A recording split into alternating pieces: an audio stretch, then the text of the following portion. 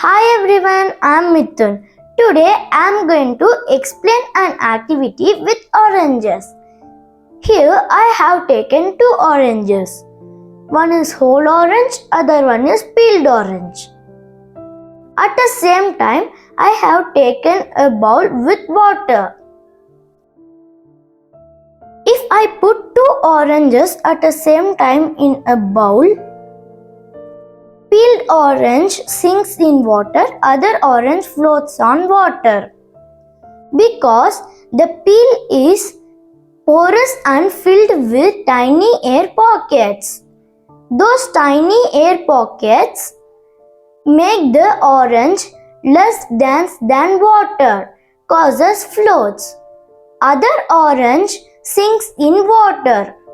This is the reason a whole orange floats on water. Thank you.